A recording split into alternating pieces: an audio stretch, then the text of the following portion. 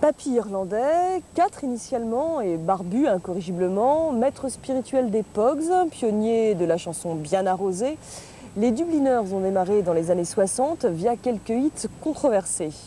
Depuis, ils sont toujours sur les routes malgré quelques remaniements et ça fait donc presque 40 ans que ça dure.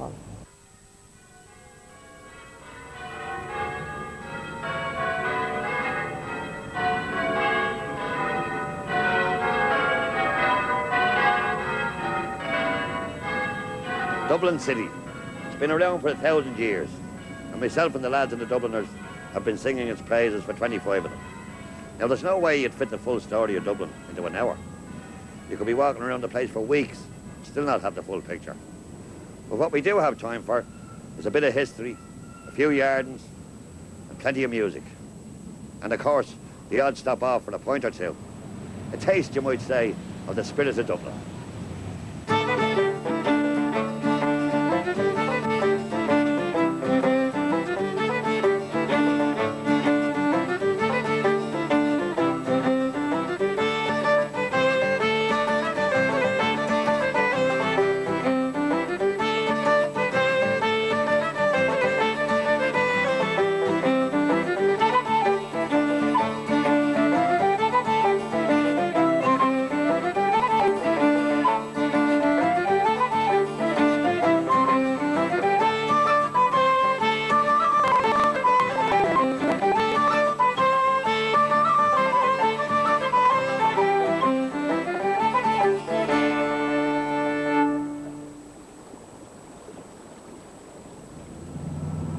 Dublin is steeped in history and in the love of its generations. James Joyce had a mad passion for Anna Livia, the Liffey. There was a black pool, in Gaelic a Dove Lane, formed where the rivers Liffey and Puddle met, that gave Dublin its name when it was born. Since then it's grown into a rascally friend that you can see good and bad in, but can't help being charmed by. The Dublin character is as unique as the town that bred it. Inspired and managed the song to celebrate the Dublin way of going. And since the Dubliners started playing, donkeys years ago in O'Donoghue's pub, we've probably sung them all. Oh, poor old Dicey Riley, she is taken to the sup. Oh, poor old Dicey Riley, she will never give it up. For it's off each morning to the pub, and then she's in for another little drop. At the heart of the roll was Dicey Riley. Was she poor old Dicey Riley, she is taken to the sup. Poor old Dicey Riley, she will never give it up. It's off each morning to the pub, and then she's in for another little drop. At the heart of the roll is Dicey Riley. Oh, she walks along Fitzgibbon Street with an independent air, and then it's down by Summerhill, and as the people stare, she says it's nearly 1:30, and it's time I had another little one. At the heart of the roll was Dicey Riley. Was she poor old Dicey Riley, she is taken to the sup. Poor old Dicey Riley, she will never give it up. It's off each morning to the pub, and then she's in for another little drop. At the heart of the roll was Dicey Riley. Oh, long years ago when men were men, and fancied May Oblong, or lovely Becky Cooper, or Maggie's Mary Wong. One woman put them all to shame, just one was worthy of the name, and the name of that dame was Dicey Riley. Was she poor old Dicey Riley, she is taken to the sup. Poor old Dicey Riley, she will never give it up. It's off each morning to the pub, and then she's in for another little drop. And the heart of the roll was Dicey Riley. Oh, but time went catching up with her, like many pretty whores. And it's after you along the street, before you're out the doors. Their looks all fade and the balance weighed, but out of all that great brigade, still the heart of the roll was Dicey Riley. Was she poor old Dicey Riley, she is taken to the sup. Poor old Dicey Riley, she will never give it up. It's off each morning to the pub, and then she's in for another little drop. Of the heart of the roll was Dicey Riley. Was she poor old Lexi Riley, she has taken to the sup. Poor old Lexi Riley, she will never give it up. It's off each morning to the pub, and then she's in for another little drop, and the heart of the owl was Dicey Riley.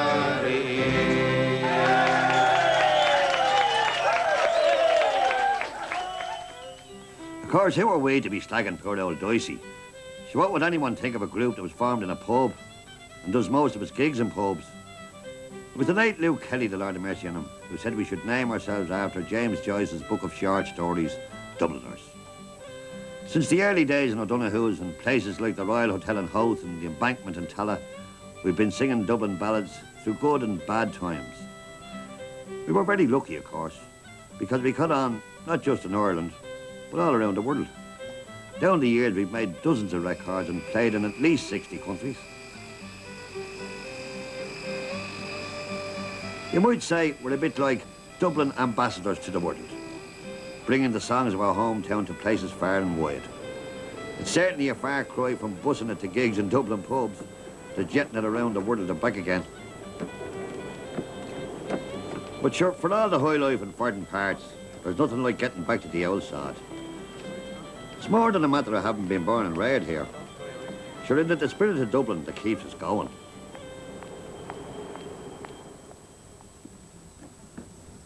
Well, enough about the Dubliners. But what about Dublin itself?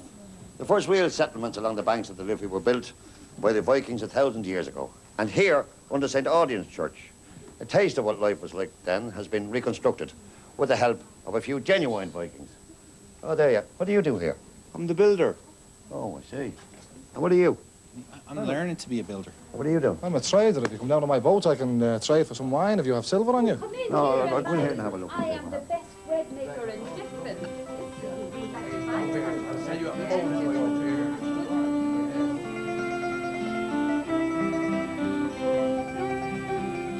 It's here, around the area known as the Liberties, that Dublin grew up.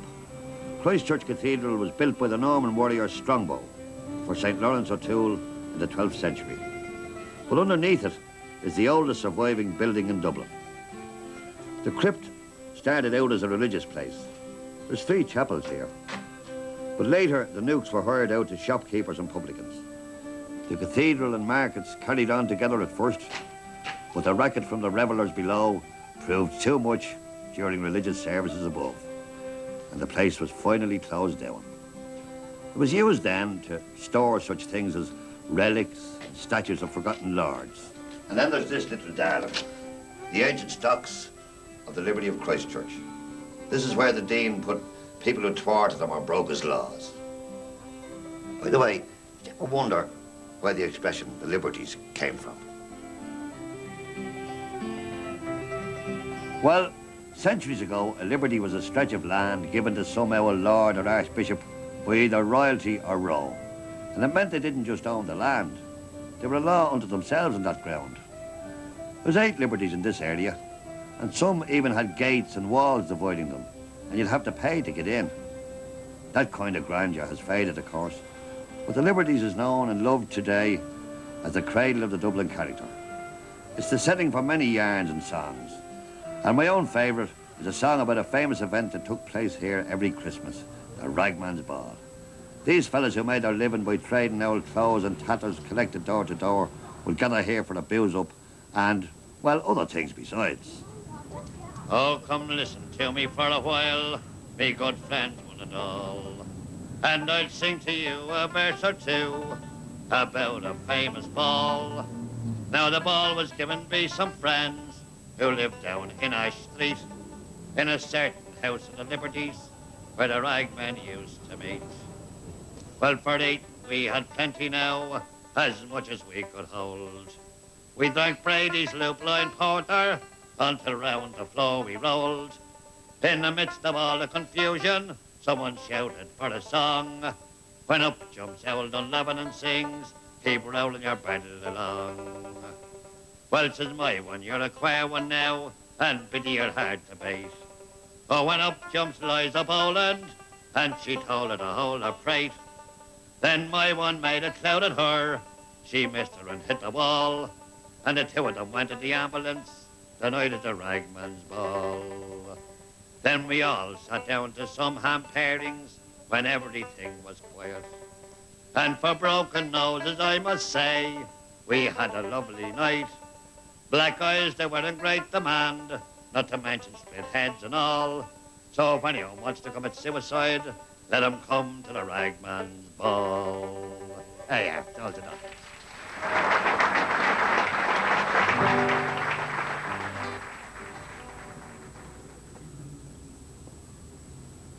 I think a lot of Dubliners don't realise the stories behind the streets they walk down every day.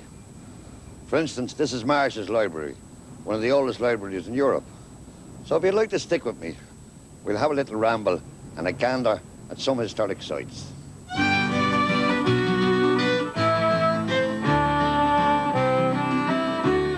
One historic site, visited by a historic character, is St. Patrick's Cathedral in the Liberties. When Oliver Cromwell led his 13,000 soldiers through Dublin, he rode on horseback into the church and let his horse drink from the baptismal font. No respect. In later years, the cathedral was run by Dean Swift. Jonathan Swift, to you, the man who wrote Gulliver's Travels.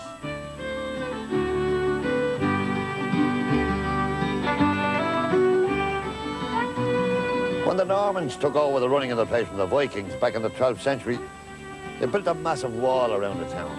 This is part of that original wall. And that wall set Dublin apart from the rest of the country. It was from Dublin Castle, built on the edge of the original medieval town, that Dubliners were ruled. In those days, Dublin was a fairly small affair, and for hundreds of years it suffered plagues and sieges and the like. In the early 17th century, Dublin still only had a population of 10,000. But by the end of that century, thanks to the arrival of Jewish, Dutch and other immigrants and the build-up of commerce, it reached 60,000. In the 18th century, the real splendour of Dublin started to take shape. This building, for almost 200 years now, the Bank of Ireland, was built as the Irish House of Parliament. It was built in 4 stages by 4 architects, and when it became a bank, they installed cannons, sentries, to mind a few bob inside. And then there's Trinity College, Ireland's most famous seat of learning. It was established in 1592 by Queen Elizabeth, and the statues of Scholar Burke and playwright Goldsmith have looked down on its visitors for centuries. Such great people as Wolfe Tone, Oscar Wilde and Samuel Beckett studied here. It was originally set up only for members of the Church of Ireland, but in these ecumenical days, it's open to all comers. In Trinity's old library, you'll find this gem, the Book of Kells. This is not the real one, of course. They keep the real one here under glass. No one even knows what monks and what monastery put their sweat and eyesight into writing this book back in 800 AD. But it was kept in Kells, County Meath, until it was brought to Dublin in the 17th century. The pages are made from the hides of calves, and the colours are made from plants and flowers from all over the world. There's even a particular shade that comes from the belly of an African insect. The gorgeous work has 680 pages and illustrates the 4 Gospels written in Latin. It must be one of the world's finest pieces of religious art. Wouldn't art and old buildings give you a terrible thirst? Whether we like it or not, the drink has played a big part in the Dublin way of going. So having the price of a pint was a great measure of how you were fixed. And the Dubliners were very fond of the gargle. So there's nothing like it. And it took a great frequenter of Dublin pubs, Flann O'Brien, to write what amounts to a homage to the gargle.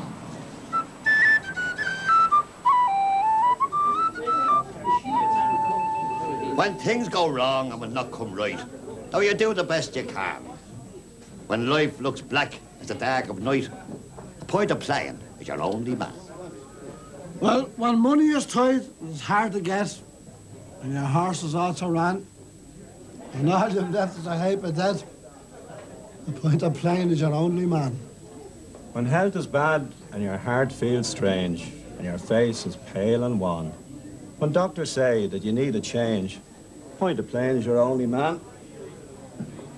When food is scarce and your larder bare, and no rashers grease your pan, when hunger grows and your meals are rare, a pint of plain is your only man. In times of trouble and lousy strife, you've still got a darling plan. You still can turn to a brighter life. A point of playing is your only man.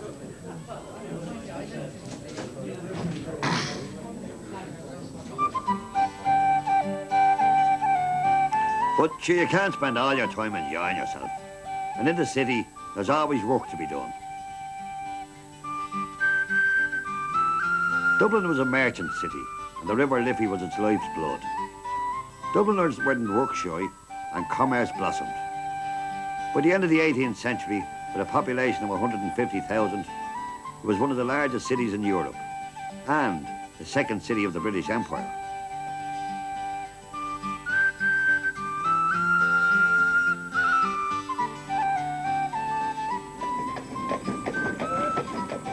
In the heyday of George and Dublin, the gentry were making a stack, and they lived in dignified splendour, with their servants downstairs in the basement, and themselves upstairs, lording it over Dublin society. Dublin to this day boasts some of the finest examples of Georgian architecture. The fanlights and the red brick of Merrion Square and Fitzwilliam Square are a glory.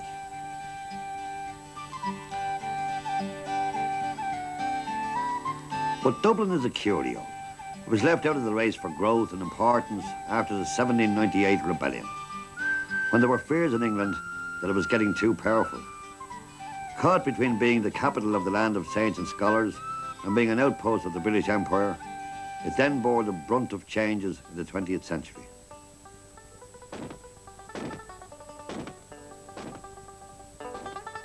While thousands of Dubliners were off fighting for king and country on the green and bloody fields of Flanders and the Somme, Dublin was the scene of the 1916 Easter Rising.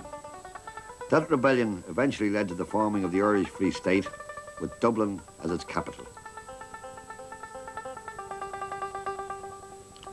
But the birth of the Republic was a painful one. A civil war followed, with Irishman turned against Irishman, and the city an innocent bystander being battered by the struggle. Finally, after 700 years of English rule, and with all the landmarks of the empire still around it, the last British soldiers left, and the city and its people had a kind of crisis of identity.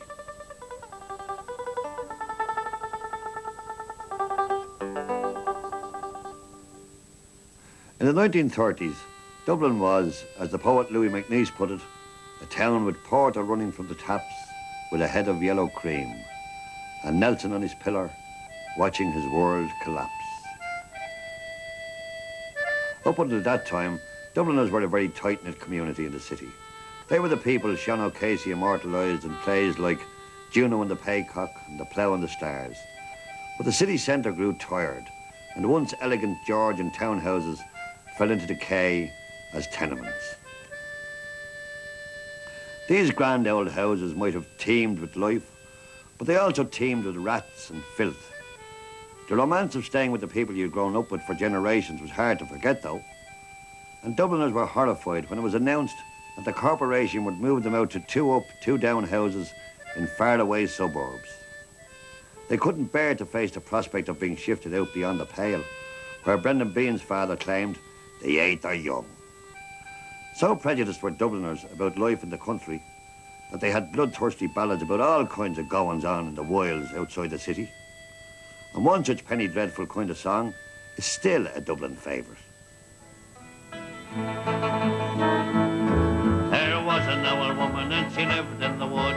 Wheel ya, warrior. There was an old woman and she lived in the wood, down by the river Sawyer.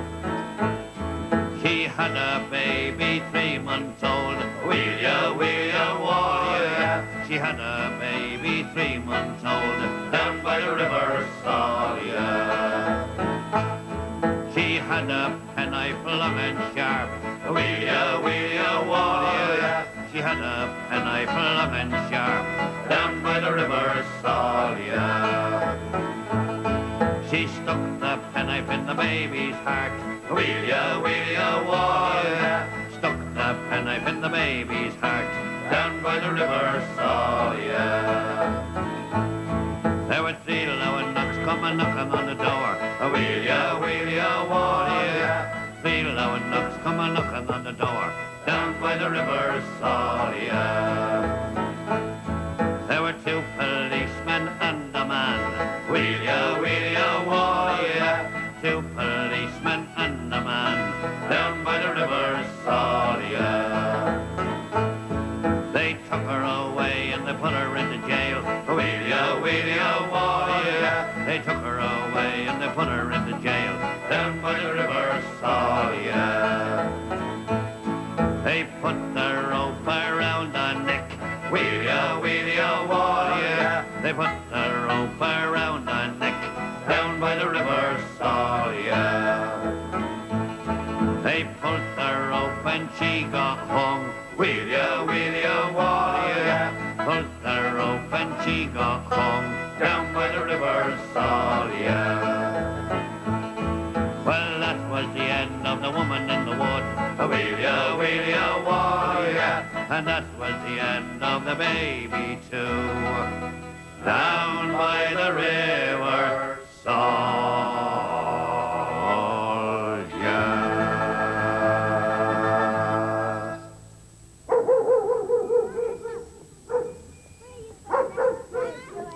When the move from the inner city finally came, it was to places like Crumlin that Dubliners were shifted. No matter that for the first time they had their own toilets and gardens and room enough for their families, they were still far from gone on the place. All they could do was face it with what you might call the courage of the bewildered. The author and playwright Brendan Behan was probably the most reluctant Crumliner. He lived here in number 70, Kildare Road. They've even put a plaque up on the house. But he was a hard man too, mind you. By the age of 16, he was arrested in Liverpool for possession of explosives and served time in Borstal prison. He was no sooner out of that than he was lagged for shooting at a detective. But he used his experience to write such modern classics as Borstal Boy, The Hostage, and The Queer Fella. Oh, a hungry feeling came o'er me stealing, and the mice were squealing in my prison cell. And the old triangle went jingle-jangle all along the banks of the Royal Canal. To begin the morning, the screw was bawling, "Get up, you bowsy, and clean up your cell." And the old triangle went jingle-jangle all along the banks of the Royal Canal. Now the screw was peeping as the lag lay sleeping, dreaming about his girdle sal. And the old triangle went jingle-jangle all along the banks of the Royal Canal. Up in the female prison, there are 75 women, and among them now I wish I did dwell. Then that old triangle could go jingle-jangle all along the banks of the Royal Canal. All along the banks of the Royal Canal.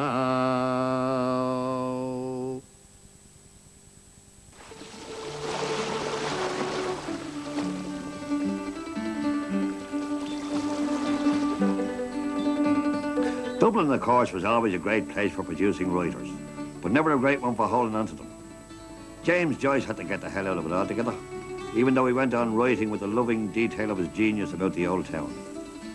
He immortalised Dublin in his works, and the academics in the high